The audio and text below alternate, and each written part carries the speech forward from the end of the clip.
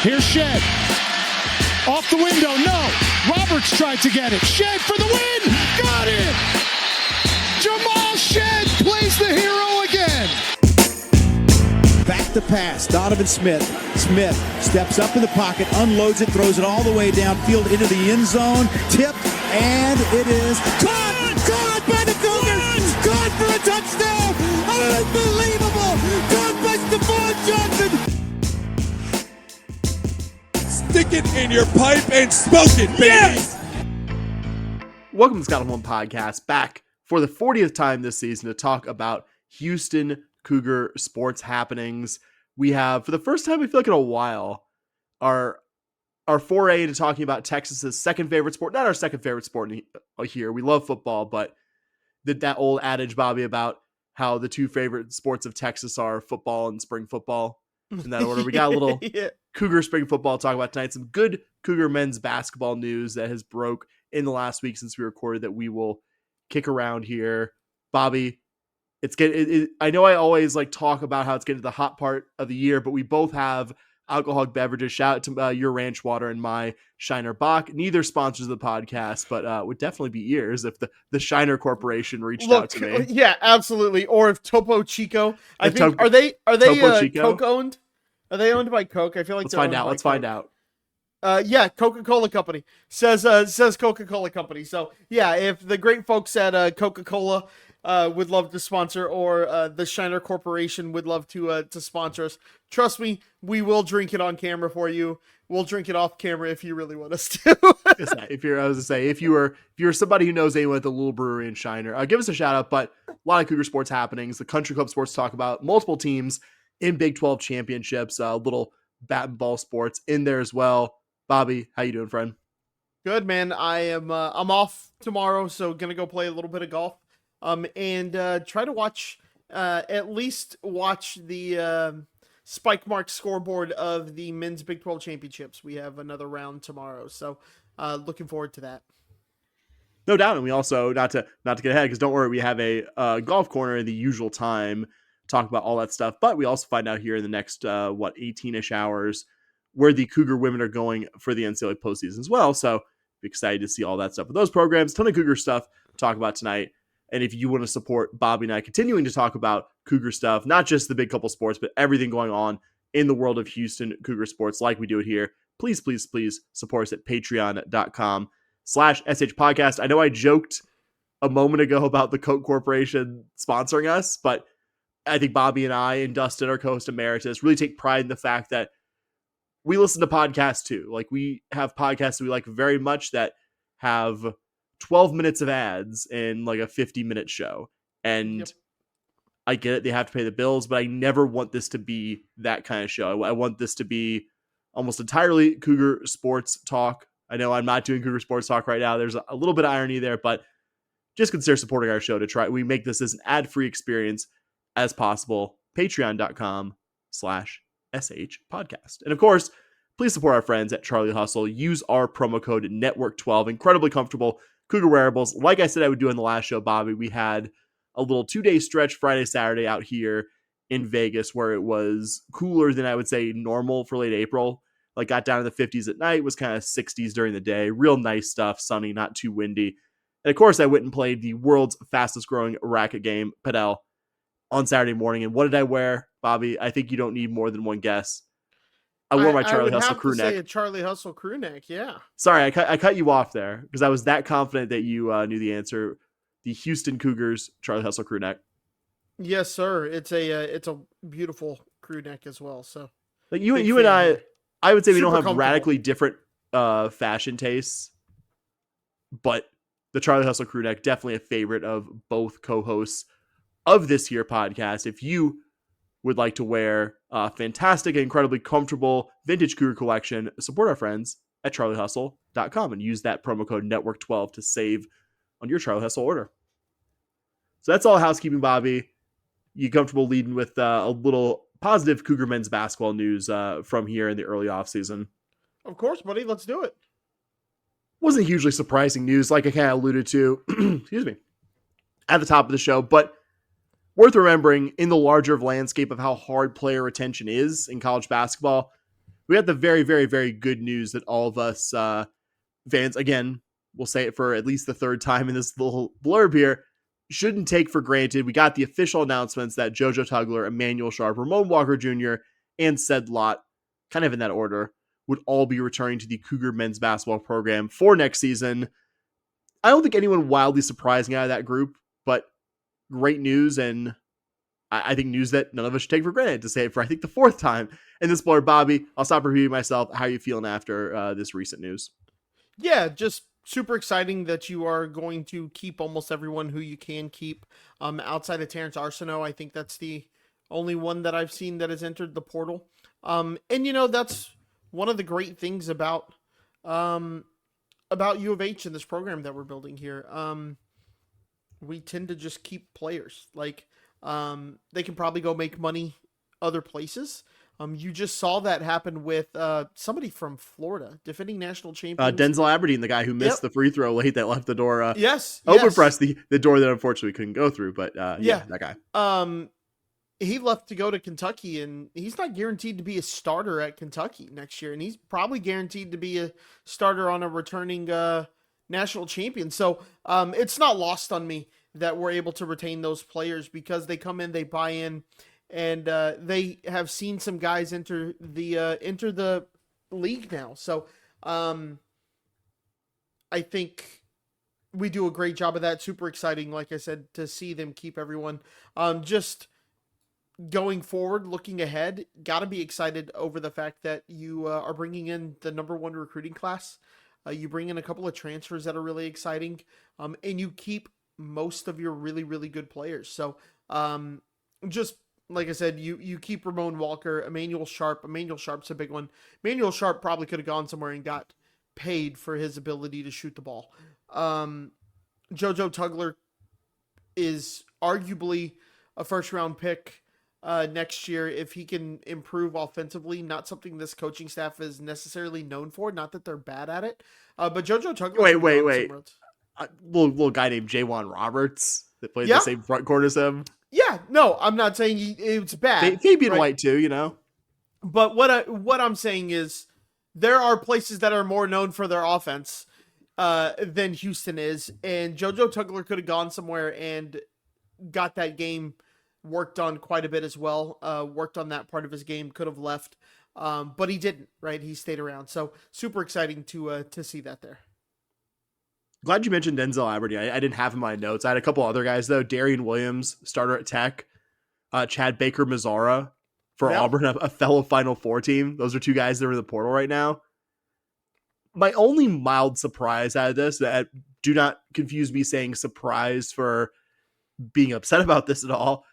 I thought JoJo Tugler might at least go through the pre-draft workouts, even if it's with the full intention of staying in school, which not unlike what Jamal Shed did in the 2023 offseason. And I thought there was even a chance that Sharp would do it as well, also with the full intention of returning. But I think to compare it to Miles Uzan, who is right now in the draft process with the option to come back to the Houston Cougar program, Tugler's only going to be a junior next summer. If we're fast forwarding ahead to maybe when entering the draft some more serious consideration, even next summer, he still has the leverage of, you could do the draft process without having an agent while still having flexibility to decide if you stay or go for a senior season, as opposed to being basically stuck and knowing the end of the road of your college career is here. So I kind of get from that sense. And I didn't think Tugler was going to be a first rounder, but if you don't think that guy has very translatable skills to the next level, I would advise watching more basketball, or at least watching more before you develop those kind of opinions. I wasn't saying that he. No. I'm not. I said he should be a first rounder. Yeah. To be honest. Yeah. No, I was. Yeah. I think we agree. And we know what those 2 guys, Tugler and Sharp, will bring to the table, but I think it's also not illogical to assume they'll be at least somewhat better than they were this past season, because that's just been such an insane track record that this program has of developing guys and guys improving year on year to some degree. I think Ramon Walker Jr.'s return to me also is really intriguing. I don't think if he stays healthy this year, he has a bigger role necessarily than Malik Wilson or Terrence Arsenault, but I have little doubt if he's healthy, he's your ninth man in the rotation. And instead of having the 8-man rotation with Francis, Wilson, and Arsenault off the bench, it's Francis, Wilson, Arsenault, and Walker. Mm-hmm. And maybe Mercy Miller here and there. Yeah. Like I think that's an exciting thing. Like I don't expect him to be anything other than a bench player next season, but when he's been healthy, which hasn't always been the case, but when he's been healthy, he's some like Kellen Sampson loves to dust off that line about how if I want to win a basketball game, Ramon's gonna be one of the first guys I pick, and you're always really excited to have that kind of guy stay in the program. Yeah. Don't disagree with that. Like you said, if healthy, I think he is a big time contributor to this team this year. A couple others, you had backup big men. Sedlot also confirmed on Monday that he would be back for next season. You had Jacob McFarland, who's missed most of his young career so far injured. Another backup big man coming back. So I'm very curious now. You have an offseason battle between Sedlot, your only backup returning big guy who's actually played any college minutes, Khalifa Sacco from Sam Houston State, and now Jacob McFarland and what he could be. No new departures from the Cougar program since we discussed Terrence Arsenault and his transfer last week. It sounds like Virginia and NC State are the front runners to his services, and both are places I think I'd be happy to see him end up. He's going to either play for Ryan Odom, who was the guy who, if you don't know that name off the top of your head, he was the coach of UMBC when they upset Virginia in the tournament. Kind of a funny parallel, Bobby, going from being the UMBC coach that created like one of the most heartbreaking moments of Virginia history to Virginia's head coach, and I think actually a pretty popular hire despite that connection, but also did really well at Utah State and VCU subsequent to his time at UMBC. Really good coach there. Will Wade, really good LSU McNeese coach, is now at NC State. Like I'd have faith that Terrence will, I think, thrive in both those places, and I think we as Cougar fans could be excited about that. Yep, absolutely. So we'll go to our, we'll also mention really quick, I was about to go to football here, and I promise I will in a second. Today, as we record, and I went to the U of H 247 men's basketball page because, like, you know what? Bobby probably caught it, but, like, it's been an extraordinarily busy work day. Today is the deadline. Let me see if no one else entered the portal. And good news, Bobby, we are not out of date as of right now. It is still just Arsenault out and Isaacs and Khalifa Sacco in for Cougar men's basketball. Yep. Super exciting to see what this roster is going to look like and how it's going to play together, especially with that number 1 recruiting class coming in, like I said. Yeah, and you no longer have you no longer have the old scholarship limit. I think you could have up to 15 guys because the house, like, don't, if I'm missing pieces of this, like, I'm sorry, but I do know that to be the case. So you could have an even bigger roster. I don't know if I expect us to have exactly the same roster as it is right now to start the season. Right. I think maybe not that I think anyone, because I mean, I know players change their mind on things, but I really do believe all the guys who have said they're going to be back are back. I think it'll largely look like this, but curious to see what it looks like in about 6.5 months time, man. Yep. Only 6.5 months of hoops. Which is crazy to think about, man. Yeah, right? Time flies when you're having fun. Time flies, truly.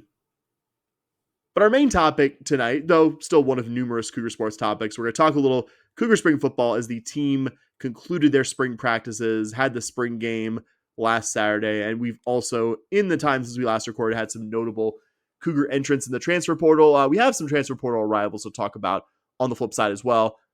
But we'll get this started talking about Cougar football and looking ahead to the coming season, Bobby. Coming out of spring ball, for you, what are the position groups, even individual players too, that you're most interested in how they're going to fare this coming season? You think are going to be really critical to the team taking a big step forward? I will be honest with you. I didn't really break this down in terms of individual players, so I'm not going to mention many individual players. I mean, I'm going to mention some like with the position groups, but I didn't go that. I went to position groups as well. Yeah, I didn't really dive in individually, things like that because to be honest with you, there wasn't a ton of coverage coming out of spring practice, so it got a little difficult. Ryan over at Go Cougs did a great job with some of his work out there, and so it was a little hard to kind of grab everything. You mean there were no sellers of spring content from review internet? I didn't see any of those. Why are you trying to start stuff? Like, why are you trying to start drama right now? He'll have to listen. He'll have to listen 15 minutes in to find it. Like, I'm not going to. Why are you doing this right now, bud? Why are you doing this? And you're taking me down with you, damn it. No, but anyways,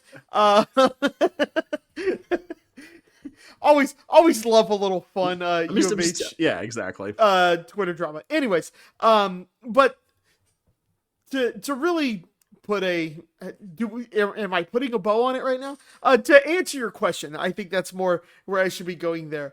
Obviously, I think this is a pretty obvious answer. The answer has to be offensive line. No matter who's playing quarterback, whether it's Weigman, Zion Chris, whoever it is, it doesn't matter if that O-line plays like it did last year. You have so many moving parts there. And it really appeared that we were trying to try a bunch of different combinations, and we're going to get it all kind of settled in heading into the spring. So, just kind of interesting there. That would be the one I'm most interested in. Now another one that I'm kind of interested in, or back to the O-line real quick. It just takes time for O-lines to gel. So I'm really hoping that we did all of our experimentation here in the spring, and we're not doing as much in the fall and that summer practice. And then my other one, not to spoil our next segment or anything like that, but it's got to kind of be with the two transfers that we'll talk about. You got to kind of, it's not that I don't want to, that both my answers are things that I'm concerned about, but it's got to be the DB room. You suddenly went from having a very good defensive backfield, one that if I went back and I listened to our postseason wrap up, I'm sure we were both really excited about how well that defensive backfield played. And you just lost two key pieces out of it into the transfer portal. 3, because you got to add in, Hershey's more of a linebacker. No, he played safety. No, it's 3. He's technically in the portal right now because that JUCO eligibility rolled in. Yeah, exactly. So he's still in the portal. So there's just a lot of unknown in the defensive backfield right now.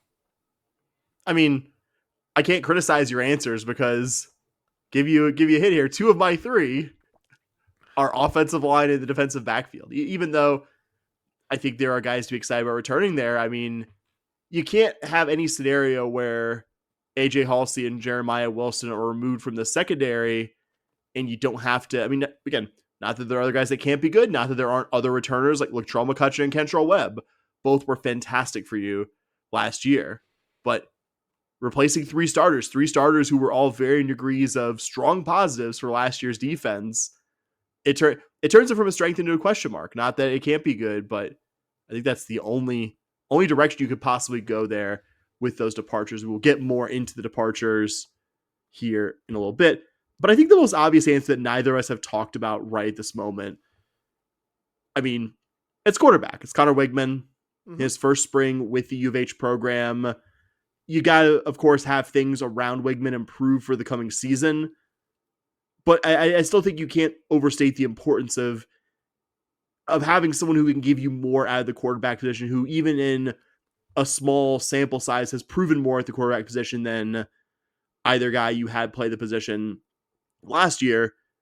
And I think it's a safe assumption that because of Wigman being, the favorite to start, was very much the QB1 in spring practice, even if Zion did get some quarterback reps, the offense is probably going to look a little bit different.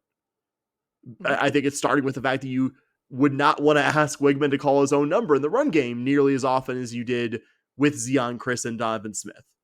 Now, everything I've heard is that Wigman isn't a statue. He can move around the pocket, run when things break down, but probably not going to have very many designed runs. And if we're going to talk about the differences between this coming season's offense and the last several, you'd even go back to Holgerson's last offenses with Toon and Donovan Smith.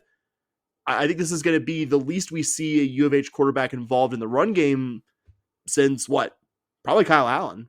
I mean, De'Aaron King and Clayton Toon to differing degrees, both runners.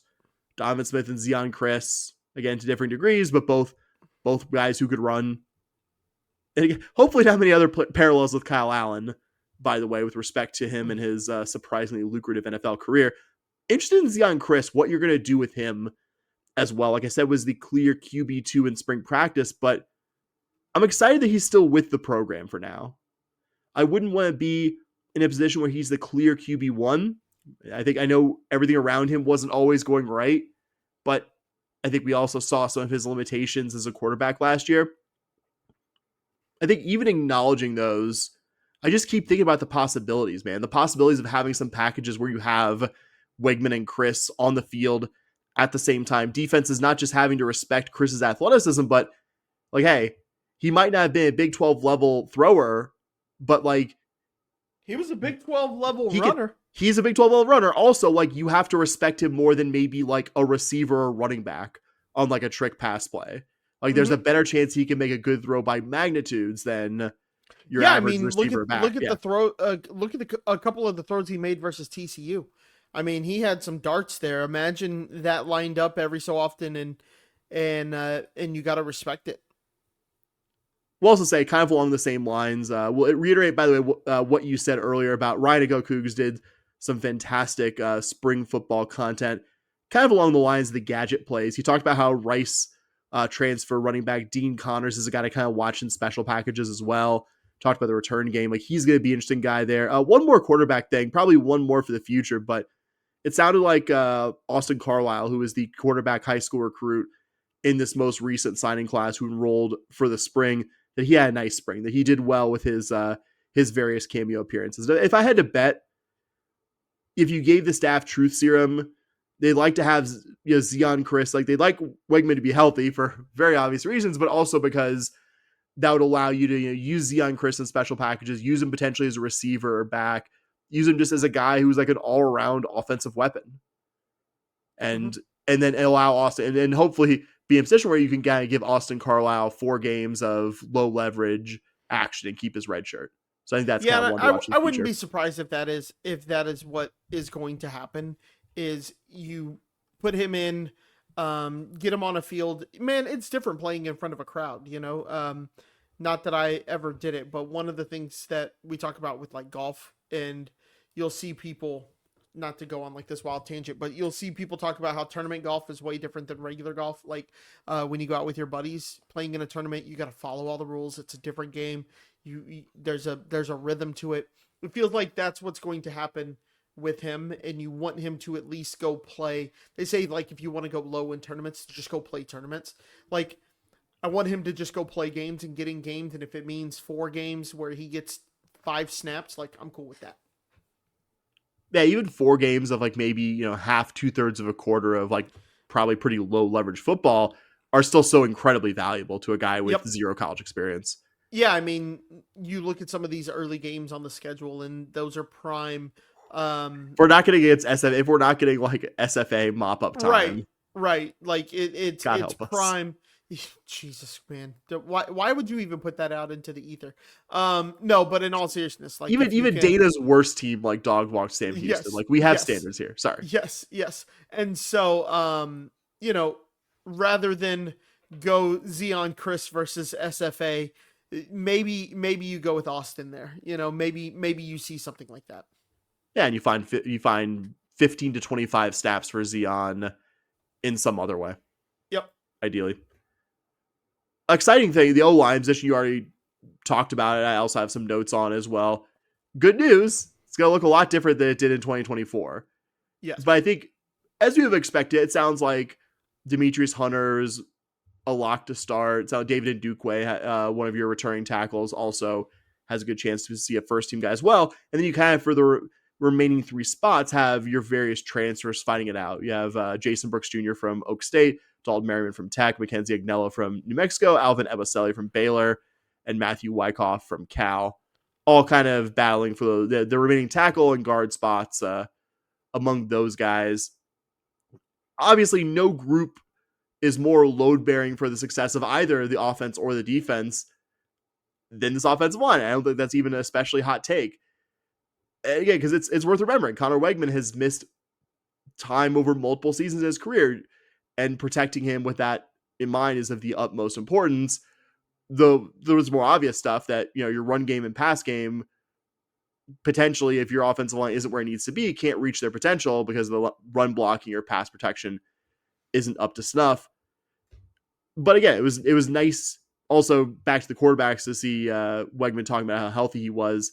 after spring ball. And Fritz gave a lot of like pretty unequivocal, quotes about how improved the offensive line is versus last year. So I'm going to be really interested in that coming out of spring. Yeah, and with that O line, it just you kind of touched on it again. It's so an unknown. We haven't seen many of these guys, and so what's going to be the combo, and then give it time to gel. And to get back briefly, not to recover all the same old ground we talked about, but defensive backfield, it's going to be one really to watch. Yeah, it's going to be kind of scary. It's your biggest question mark, but not your only question mark on defense. You lost some pretty key guys like Michael Batten, no longer here. Jamal Morris, no longer here. Keith Cooper, no longer here. A lot of key guys who are no longer going to be wearing the probably AJ Halsey and Jeremiah Wilson, probably Hershey McLaurin. Not going to be back. Mean, while we're talking, I just kind of scrolled. I'm kind of looking at 5 of the top Twitter. 6 tacklers, I think. Yeah, but I was looking at On3's transfer portal, top 10 available players. Your Cougs have 2 of the top 3 in it, obviously with Jeremiah Wilson and Halsey there. I saw that as well, and I guess it's good news that you're evaluating developing guys. Bad news, they're not going to be finishing their career at the University of Houston, it sounds like. Yeah, man, it's not fun when it happens.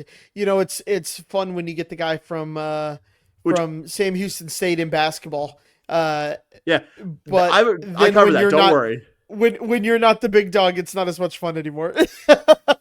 Briefly, back to the defensive backfield, I will say Latrell McCutcheon was really strong at quarterback last season. Kentrell Webb looked capable of playing at a Big 12 level at safety, but 3 big guys are gone. 3 guys who are very high level players. Love them or hate them for leaving or not, they were indisputably good difference-making players on the 2024 Cougar defense. Like, there's no way you lose those 3 guys and don't feel it at least a little bit. Absolutely. I think the guys to watch, though, plenty of potential impact guys coming to the program from the portal. You kind of have 2 different types of guys. You have a couple of guys who played for SEC programs, but are transferring down. They kind of got recruited over those programs, but got on the field enough that, hey, like you can look at them and say, there's possibly something there because, Wilson and McCutcheon are both guys who didn't really play well at other power programs before coming here. So it's possible to get impact guys there, but Jordan Allen from LSU and Keontae Scott from Auburn were those guys in the bigger conference programs who were able to get on the field to differing degrees, but probably needed a change of scenery. You also have Mark Stampley from Georgia Southern and CJ Douglas from Samford, who are both high-level guys at smaller conference programs, all-conference guys, both of them. Maybe you also hit on one of the high school guys from the past couple cycles that could be ready to contribute earlier than you expected. So there are candidates to replace those difference makers, and much as we liked AJ Halsey and heard good stuff from close to the program last offseason, it's worth remembering, Bobby, we weren't on the show pounding the table being like, oh, this is going to be a lockdown defense in 2024. Oh, no. We were just kind of like, the DC hires seem pretty good. I hope they're better. Yep.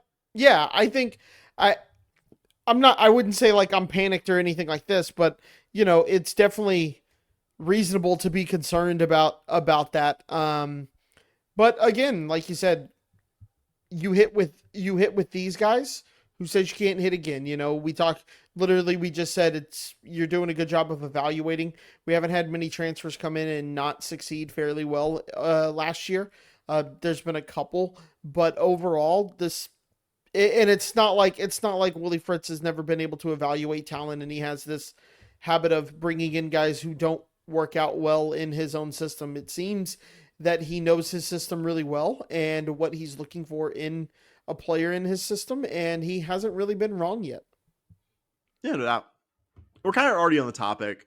What haven't you said about AJ Halsey and Jeremiah Wilson leaving the program that you haven't gotten to say? There's really just not much outside of it's never fun to lose those guys. Anytime you saw a defense that improved as much as it did last year, went from being one of the worst in Division 1 or not Division 1 in FBS into a respectable defense. I actually was on a podcast last week, and one of the guys from Wide Right and Natty Light was on there, and he was like, your defense wasn't good. I was like, that was just outside top 50. Like, it was I think, and I went and looked up SP Plus. I think we were like 54th. And you don't get there without Halsey and Jeremiah Wilson, just plain and simple. So, don't be surprised if this defense takes a small step back. You lose your coordinator, you lose a couple of your key pieces, but I don't think it's going to be 2 years ago, end of the Holgerson era, bad defense. I think instead of being number 54, I think look for a top 65 defense. And if the offense can improve, I think it's okay. So, but for me, Halsey, Jeremiah Wilson, great players, guys who you would rather have on your roster than not. And hopefully you find someone who can replace them. I'm pretty much where you are too. Like, I think this defense is going to take a step back, and I think what you're hoping for is just kind of split the difference between what last year's defense was and the absolutely abysmal defenses the last couple of years of Dana Holgerson being here. We'll say, just worth reminding ourselves with Wilson and Halsey, both these guys came in as transfers. In Halsey's case, he was a transfer who had an unbelievable freshman season at New Mexico, jumped to even though he's a Houston area guy, didn't get any attention from the Cougars out of high school, jumped from New Mexico to his hometown school, and now is jumping again. In Wilson's case, I will say, originally from Florida, started his college career at Syracuse. I don't have as high expectations for guys who aren't from Texas or this general part of the country to stick around if they had an unbelievable season. I wish it wasn't the case, but just realistically, happy when you keep them. Yep. Yeah. And I don't think transferring should go 100% of the way back to where it used to be, because you had guys with dying guardians being denied waivers and what have you. That's not a system that's worth saving.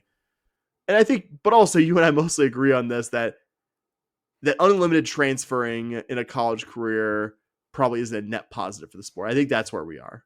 Like, we don't want to go back to the way it used to be, but yeah, I think, I'm not going to sit here and give my full thoughts on the transfer portal and what it's done to college football, but I think you should get one free and then maybe a graduate if you want to transfer your graduate year. I think one free transfer to kind of go back home if you really want to, or to find that NIL bag, which, with the house settlement will be changing fairly soon. NIL, there's talk that NIL and all that is going to be changed when the house settlement comes through. This may be an off-season topic you and I can talk about. But NIL might actually become what we thought NIL was going to be, with players doing cheesy local commercials. And so I think if that happens, that does become a good opportunity for U of H with the size of the city. No doubt. And worth remembering, you alluded to this a little bit earlier, U of H has been quite often the beneficiary of guys transferring up from smaller programs. A couple incoming transfers this season. Two of the receivers that I'm most excited about, Amari Thomas from UAB and Harvey Broussard from ULA, who both had great springs from everything I've heard. Those guys are transfers up. You had a bunch of guys on that awesome defense we've talked a bunch about. Carlos Allen from Kennesaw State, Michael Batten from UL Monroe, Keith Cooper Jr. and Kentrell Webb from Tulane, AJ Halsey from New Mexico, all guys who transferred up. Flip side of the same coin. U of H will keep being the beneficiary of transfer up and have to, and also the beneficiary of guys transferring down. Maybe guys the staff targeted out of high school who got a more flashy offer from an SEC or Big Ten program, but it didn't work out there. You're also going to have to fight off the most moneyed programs who, are going to take a look at some of your best players and think, boy, I would like that best player to play for my team. Long term, I think we'd both love a more sensible and regulated transfer policy, but let's also not pretend amongst each other that U of H hasn't been on the receiving end of good players due to the freedom that college transferring is allowed these days. Yeah, absolutely. I've been saying that for 2 years now. I think you and I have had multiple discussions where I'm like, dude, where U of H, and I think I've said it on this pod, where U of H is going to succeed is guys who are high level guys. You're never going to be able to out recruit Alabama or something like that. Like, I hate to be a Debbie Downer, but just Oregon has Nike money. Like, they're going to be able to come in and get who they want. Ohio State, those kind of programs are just, but you and I both know there's something special about the city of Houston, and people who grew up there or live there become attached and they want to come back home. And U of H has definitely been the beneficiary of that. And I think if U of H is going to be a great program, we're going to have to succeed on getting in transfers. So, yeah, fully agree there. Going to mention quickly a couple other departures, guys who didn't play very much. D lineman Garfield Lawrence and quarterback Caleb McMichael also both entered the portal in the past week. McMichael didn't appear in a game in his 2 seasons with the program, got hurt in preseason last year. And Lawrence played a handful of games, but didn't see any extended time in 4 seasons in the program. We'll note McMichael specifically because he closes the book on any high school recruit who came in from the Holgorsen staff. In the current quarterback room, that was hard to say for me, Uyale was brought in by that staff, but he came via junior college ball. Bobby, can I read you this rough list of Holgorsen era quarterback recruits? Well, actually, let me see. Can you name, it was 3 guys. Can you, and I would be shocked if you could name 2 of these guys. Can you name 3 of the high school quarterback recruits that Holgorsen brought in here? I named one. Okay, one's a free space. If you can't get one. I feel like it's his son, but his son. No, he's a walk. I'm not counting Logan, even though he did technically have a recruiting profile. Here. Most recent guy, Caleb McMichael from the 2023 class. Maddox Kopp, shout at St. Thomas High School. Didn't last a full season. Was in the 2021 class, and Sofiane Massoud in the 2020 class. Oh yeah. Wow. And if you're just like, I would have never come up with those 3 names, I think that tells you how good the quarterback recruiting was under Dana Holgorsen. I guess he inherited Toon, didn't he? He did, yeah. It was actually, I don't like saying this guy's name on the show. It was Kendall Browse's parting gift to us because he was the main recruiter on Toon. Yep. But like, I mean, really all the quarterback recruiting was bad. I mean, Donovan Smith and Lucas Coley are both D1 transfers who neither of them developed into an average starting quarterback. You're basically the only quarterback success you got was Clayton Tune, a guy you inherited who had played 1 year for the Applewhite staff. So closing a book in part and parcel of why that head coach and staff are no longer here. Jeez, man, that's bad. But end on some positive news here. We did get some transfers in. I think 2 guys that I'm varying degrees of excited about. You brought in Tanner Kozial, tight end you were a finalist with during the winter, ended up enrolling at Wisconsin, but left pretty much at the start of spring ball and announced very recently to be committing to the Cougars. Played most of his career prior 3 seasons at Ball State, where he's a multi-time All-MAC tight end. And from the FCS ranks, interior D lineman Miles Parker from Tennessee Tech. Bobby, what have you learned that you would like to share about these 2 newest Cougars, if anything? You know, the biggest takeaway for me is any tight end that Wisconsin likes, I like. Okay. Do think it's a little odd that he enrolls there and then the next semester pulls out and wants to enroll at a different school. Just a weird situation. Not really sure kind of what's going on there. I feel like I read that there might have been like a nagging injury or something like that. I just knew it was like in the first couple days of spring ball from what I saw. Yeah, like he injured his leg and something like that. So kind of a weird circumstance there. I do wonder what happened. Like I would love to just know, right? But we probably won't ever know. But that was kind of my big takeaway. And a tight end, this in some of the spring practice things that I heard, we were running out some tight end sets that were interesting. Also, Fritz made and new offensive coordinator Slade Nagel did a good job of making use of tight end in their offense at Tulane. So I don't think we used tight end quite as much as we wanted to last year, based on the amount of transfers we got. I think tight ends were really having to stay in and block more than anything and weren't able to develop downfield routes and anything like that. But I think the staff wants to use a tight end. And like I said, if freaking Wisconsin, a Big Ten team, likes a tight end, I like that tight end. Sound logic there. We'll also add, I didn't even think about this. I don't have my notes. Slade Nagel spent last year's LSU's tight ends coach as well. Guy who knows the position.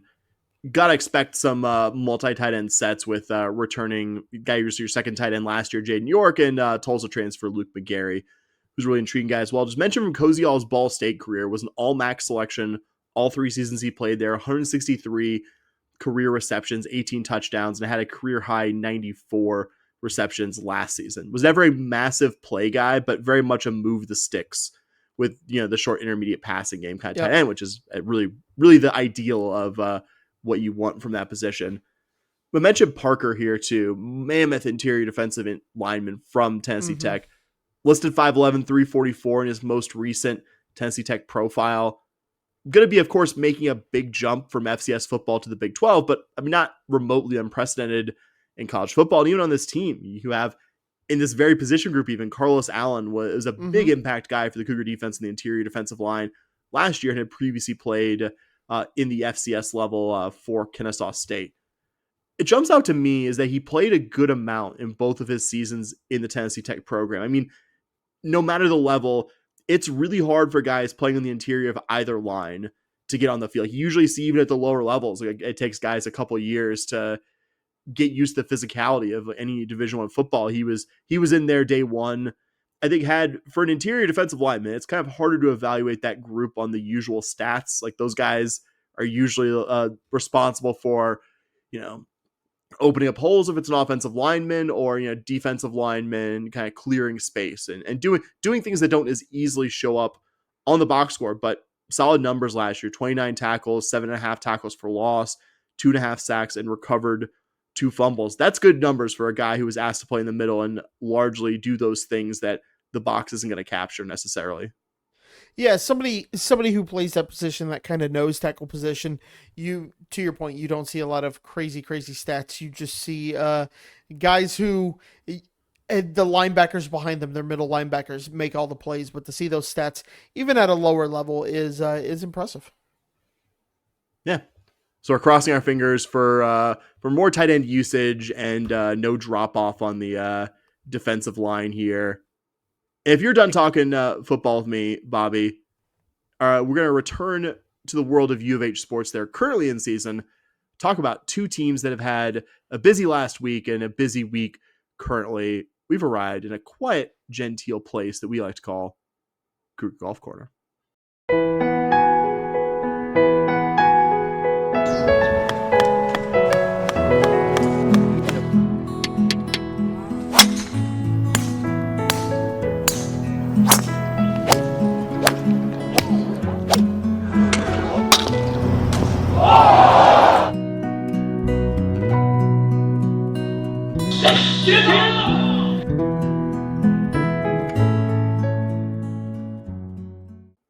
All right, so we are going to actually talk about the team currently playing, and that is going to be the Cougar men's golf team. They are playing at Southern Hills Country Club in Tulsa, Oklahoma.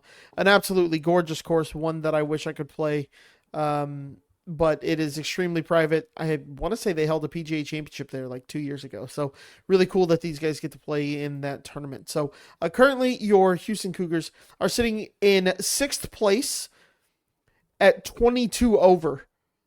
You do have the number 5 and the number 4 team in this, in the country in this tournament with you in Arizona State and Oklahoma State. Those 2 teams have kind of separated themselves from everyone else, which is kind of expected. And you have the Cougs sitting in 6th place. You have Arizona State at +1 leading. Oklahoma State is +5 in 2nd place. Like I said, those 2 teams kind of pulling ahead of everyone else. TCU, though, comes in at 16 over. U of H is 6 strokes off of them. So you have a nice bunch of teams here. TCU at 16, Colorado at 21, Cincinnati at 21, Houston's at 22. Then you have K-State at 25. In this tournament, you have, like I said, Arizona State at 5, Oklahoma State at 4, Colorado at 34, U of H at number 41. You have Tech at 33, BYU at 28, Arizona at 23. You have number 14, Utah, and you have number 42, Kansas. So, with your Cougs being at number 41, you're probably safely in a regional for NCAAs. But if you can finish ahead of some of these teams, maybe you jump up 5 or 6 places and you end up as your in a regional pretty safely. I would be surprised if the Cougs kind of finish here if they are not in a regional. So that's the men. They play rounds 3 and 4 tomorrow, I believe. Like I said, they are playing at Southern Hills. I only say I believe because I'm not sure if they're only going to play 1 tomorrow or if they're going to play 2 tomorrow as well. I haven't seen anything like that. So Cougs are within striking distance of at least a podium finish. It's not going to be easy, but if they can pull that off, that would be very exciting. You do have Wolfgang Glow in 4th place at 1 over, so good stuff there. You do have somebody competing for the number one, the conference championship. So very excited for that. I was just gonna add when I saw that they were 6th, I was like, yeah, that's kind of where I figured they would be. Yeah, I wasn't able to follow along today like I was with the women last week at their Big 12 championship, but I was just like, yeah. But in striking At distance, one the teams point- above them, I was like, feel decent about that. Yeah. Yeah, at one point, though, it was concerning. I remember I logged in. This was fairly early on, though, and the Cougs were in, like, 14th. Like, it just things weren't going well at that point. And middle of the first round, late first round, something like that. So plenty of opportunities to bounce back, and the Cougs had. So not a tournament, I hate to say this, that I thought the Cougs would win by any means, but finished 5th, 6th, somewhere in there. A top 5 program. Like, you had to be a top 5 program to probably compete for this tournament, you know? Yep. And you're not that. And I mean, right now you're T6. I'm cool with it. I'm okay with this, you know? In terms of teams ranked ahead of them, to your point, 1, 2, 3, 4, 5, 6, 7. So yeah, you're probably a little bit better than you probably should be, but overall, tough to be upset with that one. And then we are going to move on to the women's tournament, Big 12 tournament. I will be honest with you, this one's hard to talk about. The Cougs came out first 2 rounds and were absolutely just, they weren't dominating, but they were after round 1. Put yourself in position to really potentially win this thing. After round 1, you are you're in 3rd place. You are 3 strokes out. You're feeling good at that point. And then after 2, Sam, you're leading the tournament after 2 rounds. And you're super excited. You're thinking this team's got a shot at winning the Big 12 tournament. I actually text coach before the tournament started, and I said, those Big 12 trophies sure are pretty. They'd look nice in the golf facility. So was starting to get excited. You had Malin Kim leading the tournament for most of the first 2 rounds. And then, Sam, I will say it was not exclusively a U of H problem, but round 3 was absolutely brutal out there. Cougs shoot 21 over, having been 8 over through the first 2 rounds. Shoot 21 over, tied for the second to last round, and the Cougs dropped 5 places. So even though everyone else was absolutely just like struggling out there as well, I mean, you had one group under par. They finished ahead of you because they beat you by 26 strokes on day 2. The next closest was 7 strokes worse at 2 over. So tough round 3 for everybody. Unfortunately, the Cougs had one of the worst rounds, shoot 21 over, finished 7th in the conference, which, to be honest, was pretty disappointing. Not that I'm... It was disappointing because, one, you were playing so well, but also it felt like this might be the step you take to really be like a top 3 or 4 program in this conference. And to just have that bad round, you feel terrible for the girls. You feel terrible for the coaching staff as well. So just a rough one. Cougs will find out tomorrow what regional they're going to. They're ranked number 26. Sam, something interesting is this tournament actually increased their ranking by 1. They were 27th heading into this one. And I also need to say, as much crap as I talked about Spike Mark last year and how terrible it was, it's actually a really good website now. They finally got all the bugs and glitches done. It's better than golf than what they previously had. All that, just as a quick aside. I miss Golf Stats 90s ass design. Golf Stats still great. Like, I love Golf Stats. It just the simple, like you saw how golfers did on par 3s, par 4s. Yep. Like, I thought as a golf neophyte, I thought the Golf Stats were really good on it. Yeah, it was. Yeah, and so I bet you if you gave a bunch of coaches truth serum, they tell you that they still miss Golf Stat because it's just kind of a cool website and just felt like Coach Las Maria probably had Coach Las Maria probably had her scores posted on Golf Stat, right? Like, kind of fun. So, but that's just a total aside. The Cougs will find out tomorrow what regional they're headed to, and that'll be fun. Look for updates on the Scott and Holman Twitter. Definitely. I was gonna say it's a compliment to this team that, like, I mean, to be honest, like we're talking, and I would say probably the men's field's a little more stacked than the women's. Is that a fair assessment of the two? Like the men's field has to, like, the women have a lot of very good teams, but no like truly elite like top 5. Well, there's a top 10 team in that. Like, okay, it's but both no, good fields. Your point stands. You have 5 and 8 in the men's. That alone is incredibly difficult. But the women's are tough. You have number 15, you have number 8, number 19. I remembered the number 8. That's why I corrected myself. Yeah, you have Arizona at number 8. Or Arizona State, I'm sorry. But I would just say it's a compliment to this program that 7th at the Big 12 championships is disappointing. Like that's how that's the standard this team has set this season and has generally set in the previous ones, first under Garrett Chadwell and now under Lydia Laspria. Yeah. That is, could you imagine when this program first started? Not that it's ever been a terrible program, but in the AAC, it starts up and you're like, hey man, you're going to finish 7th in the Big 12. I'd have been like, okay, and what's the catch here? But there's no catch. Yeah, I mean, what they've achieved in roughly 10 years as a varsity program is just, it's unreal. Yep. Like, testament to leadership, but obviously also testament to the many great athletes that have come through there. Yep, absolutely. And we're going to stay with the country club sports, sadly for the last time this season, talking about in-season results. Those hard house beats and tennis shots are going to tell you that you have arrived in Cougar Tennis Corner.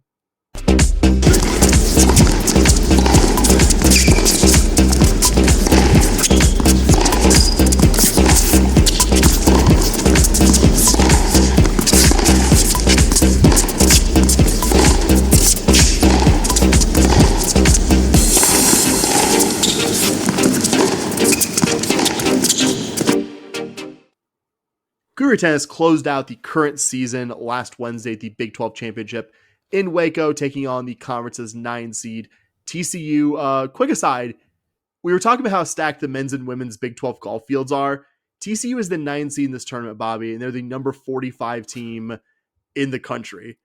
It's a real good news, bad news situation. The good news is that you could sell prospective players on a super high level competition playing in a Big 12 program at U of H. As a result, you will get matches on ESPN Plus periodically, which for college tennis is actually quite good.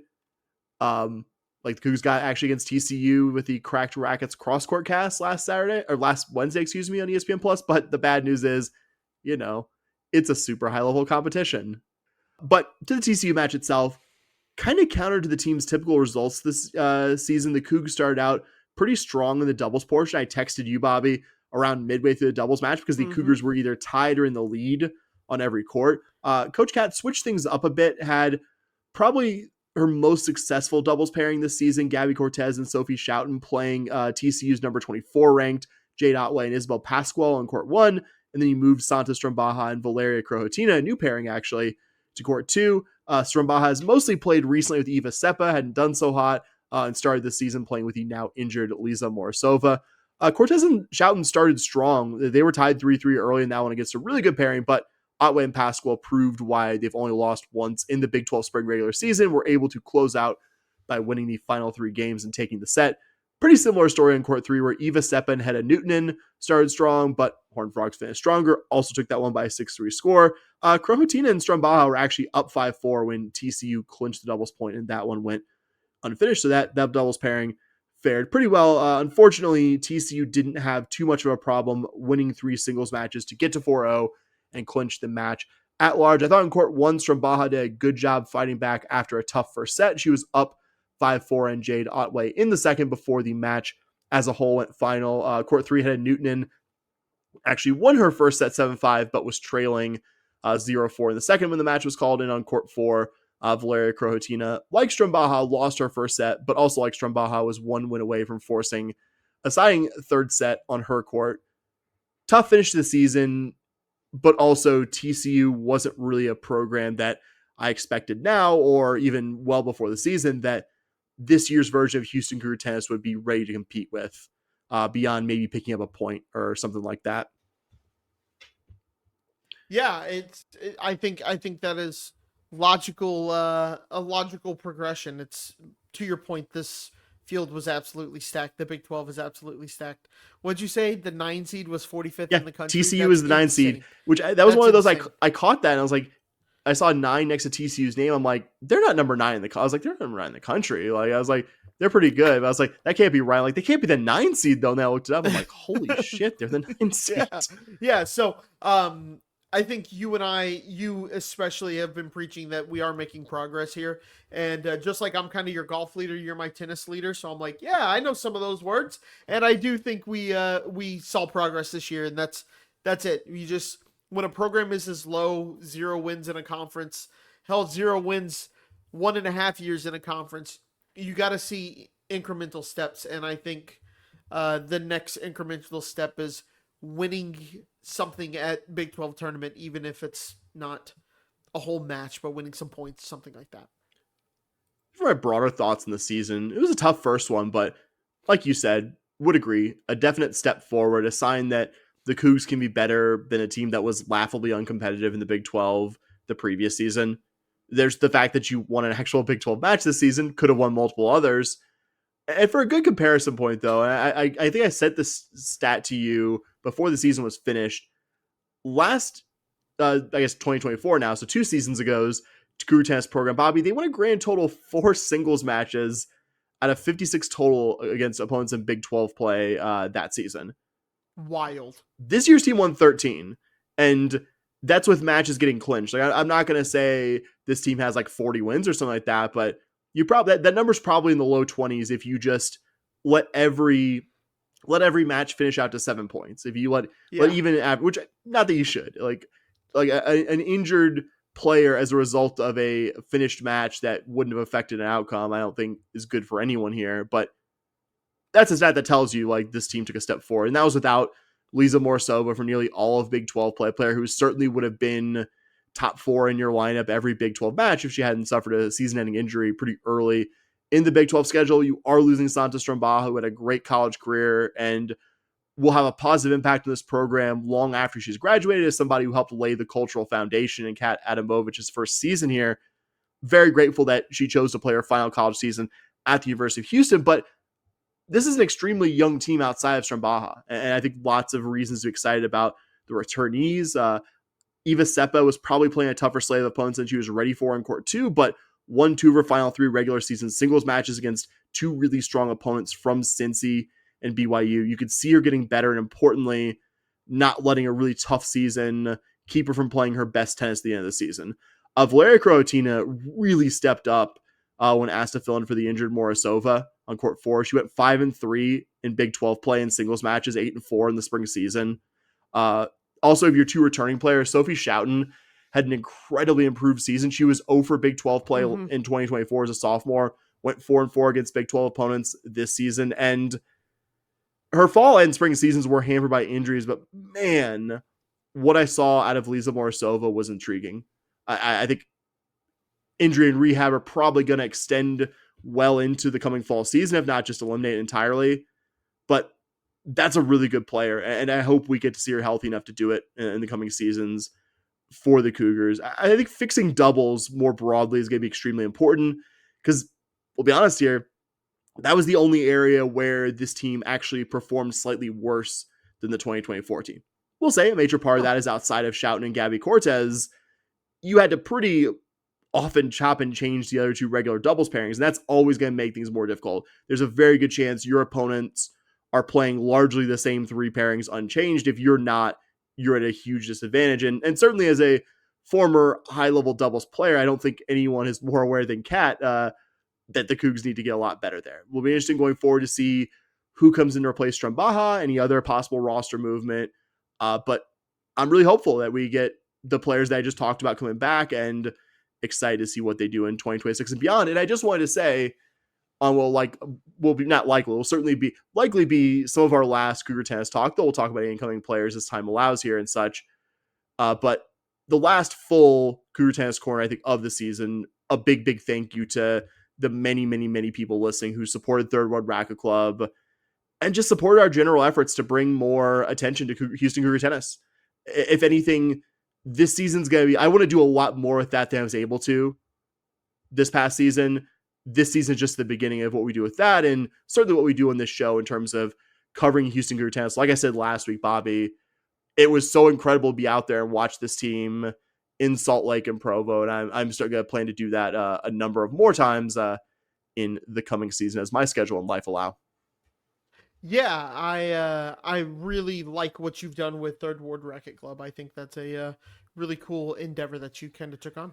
Man, shout out to you for going to more Cougar tennis stuff than me. You went to 3 events and I went to 2, and more than I'm sure 99.99% of the fan base. Like going and supporting the team when they're in DFW. Like I don't want to spend too much of the show glazing you, as the young people like to say, but like you didn't have to do that, man. Like that's really cool of you for supporting those athletes.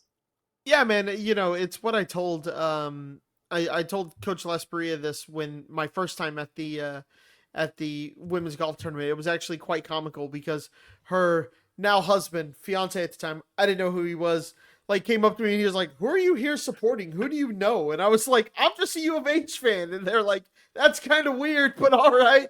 But I told her, I said, if the basketball team was playing in DFW, if the baseball team's playing in DFW, like you're wearing Houston across your chest, I'm going to come out. Well, golf, it's off to the side on your shoulder kind of deal. I'm coming out to support no matter what, right? I'm a U of H fan. I'm not a U of H reporter or anything like that. I know we do this podcast, but yep, I will always go support the Cougs if they're in my city. Good stuff, man. At least try to. And before we hit the road, we'll catch up with Houston Cougar baseball, who had a weather-shortened weekend in Big 12 play up in Stillwater. The Cougs split a pair of games there, won the 6th straight Silver Glove game against Rice with a 15-3 win at Reckling last Wednesday, I believe. Bobby? I'll allow it. Bobby, what do you have from the last week that you would like to talk about? More than anything, just the update. Cougs get run ruled on Sunday in 5, 9-1. That's not like a traditional run rule. So was the game rained out? No, I would assume there was some travel stuff. Or is it for travel? See, I was thinking travel. I looked at the run. It was 2 hours and 8 minutes. And I can understand why they looked at this 2 hour, 8 minute game where U of H was, and I don't know if this is the case. Like, this is completely right. Two of us guessing, but I would bet they kind of looked at it as like, all right, do we want to push this another couple innings and make the travel back stressful? Again, not many directs from Stillwater to Houston, I would imagine. Yeah, that was kind of my thought. So that was Sunday. Cougs lose pretty handily. Not a great performance from your pitching staff there. Not that I need to tell you that 9 runs in 5 innings is not great. But yeah, I think I thought it was odd though that it's a Sunday game and you kind of looked like you threw a bullpen game here. Like you just threw everybody like. Yeah, I thought Roman started that one before I actually looked at the box score. Yeah. So I thought that was a little weird, but Friday you do win 7-4. Saturday, obviously, like I said, or like Sam said, gets canceled due to weather. Interesting that they canceled the Saturday game and then we're still like, yeah, why don't y'all just stay here and see if you can play Sunday as well and not do a doubleheader or something like that. Travel must have been the whole thing. Just kind of, I thought that was a little interesting. In terms of our pitcher of the week, it's hard not to go with Antoine Jean once again. The guy's just on fire this year. He's doing very well. He's somebody who I think we both thought would be a starter, but ended up not being a starter, but is kind of a 1A, 1B starter on Fridays. While he doesn't take the mound to start, he will sometimes throw the most innings of anybody on a weekend from that position. So just kind of interesting there. What about you? Who was your kind of pitcher of the weekend? Antoine John. It's got to be like 5 innings of relief. Only blemish being in Ian Doherty's solo home run in the 5th. 8 strikeouts, only 1 walk. Give it to the guy. Like for any of the kind of us being kind of meh on the season, not being very excited about Cougar baseball, like he's been fantastic. Like up there with very good seasons we've seen from a Cougar pitcher recently. Yep. Like I had a tough. There's actually 2 guys mainly from their Friday performances. I can't separate them, man. Trey Broussard and Kobe DeJesus were both fantastic on Friday. Like, yeah, I only went with Broussard for no other reason than he had 1 more RBI on Friday. That's a good tie. That's a good tiebreaker. But they're both and very Broussard impactful. Broussard had a double in that game, so like that was kind of my whole like, how do I choose between these two? Yeah, because you had big offensive outputs in the 6th and 8th innings. In that one, also you had Kobe DeJesus getting it started for you in the 5th inning and adding an insurance run in the 8th. Like, shout out both guys because you got like they both deserve it. Not having the season they were expected to have, but good RPI road win. And I think if you could allow me to segue out of this game, the thing to watch this team right now, hate to say it, like at large resume, not happening, buddy. It's qualifying for the Big 12 tournament. Like your path to the postseason, such as we're doing we're doing the Dumb and Dumber. So you're telling me there's a chance, like that's the Big 12 tournament and getting there. And whereas last year you were kind of comically out of it, right? You're in it this year. Would you like to be further up the standings? Certainly, but like you're in it, and splitting the 2 games at OSU like decent is a decent way to stay on track for that. Even if we wish the Sunday game had gone better. Yeah, man, it's the classic line. It's the hope that kills you. That's kind of how this baseball team feels right now. We'll also note that Todd Whitting was ejected in the Sunday game, and as a result of arguing after the ejection, he's missing tonight's game against Lamar, which the Cougars are up 6-3. That'd be a decent little win if the Cougs can manage it against the Cardinals at home, and we'll miss the Friday series opener against K-State. But I think really your goal for the K-State series and your goal going forward, and you have a big series the weekend after against Utah, a team that's right in that mix of teams at the bottom of the standings. That's one thing I'll say as much as you've picked off games against decent teams this season, you got to at least get 1 of 3. Y'all 3 played against K-State. You got to take care of business starting the following against BYU, and then just you have Arizona and Arizona State to finish. Arizona State in Phoenix and Arizona at home. Got to do decent in those series as well. But I think you're still in decent shape to be one of the top 12 of 14 teams and make it to the Big 12 tournament and still ostensibly have a chance to play in the postseason. We'll talk about the Kansas State Wildcats baseball team here pretty briefly. They're 10-8 in Big 12 play. And you look at their record and it's not the strongest. And I was kind of talking myself into, well, yeah, wow, but wins against not great teams. They're 13-1 at home coming into the week, which great when you're the team playing on the road. The teams actually have pretty similar pitching numbers, which is to say K-State hasn't pitched that well either, but Wildcats are one of the best power hitting teams in the country. 5 lineup regulars with at least 7 home runs.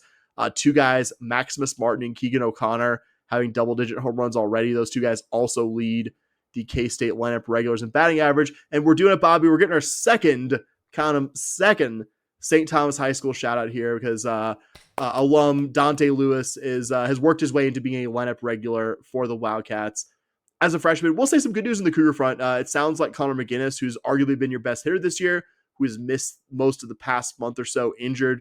Sounds like he could be back against K-State this weekend, and that would be a massive help against this team with a very good offense. Yeah, I think, like you said, they're also struggling pitching. Your offense hasn't looked that bad this year, and has shown the ability to go off if their pitching staff struggles. You could see some high scoring games here. Yeah, I think just to stay on schedule, like just get 1 of 3, like 2 of 3 would be amazing. But it seems like it's 2 of 3 really is a positive game changer. That's when you really start, I think, putting some distance between yourself and the like dead last in the standings. Yeah. But I think just 1 of 3, stay on schedule, and then take care of business next week against Utah. Yeah, 100%. I like that quite a bit, actually. The 2 of 3 gets you a little bit ahead of schedule. I think that's a good analogy. Be nice, but I'm not expecting it to be clear. Yeah, it would be great, but to be honest, anything this baseball team does that's a positive, I'm like, okay, that's all right. We're 1 win away from matching the entire 2024 win total with 4 series to play. Excited about that one.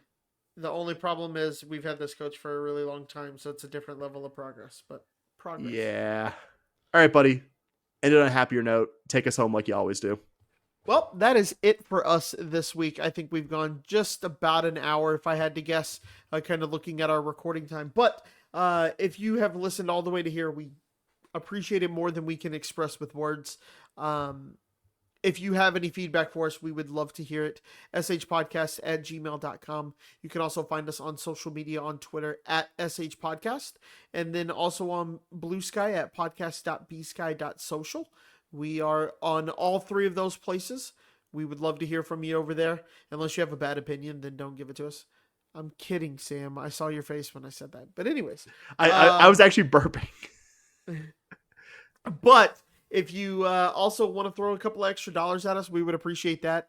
Sam gave you all the reasons why and what we're doing here earlier in the episode. But if you want to throw a couple of dollars at us, you can find us on Patreon at patreon.com/shpodcast. $5 a month gets you some premium content. We're actually, Sam and I have a nice little content. I wouldn't say calendar yet because we haven't calendared it for the off season. You guys are going to get some good content there, but our premium members are going to get some really, really fun, interesting stuff that we kind of have waiting in the wings. So follow us there. And if you are still listening, God bless you. And Sam, what do we always say, buddy? Go Cougs. All right. Go Cougs! Let's go!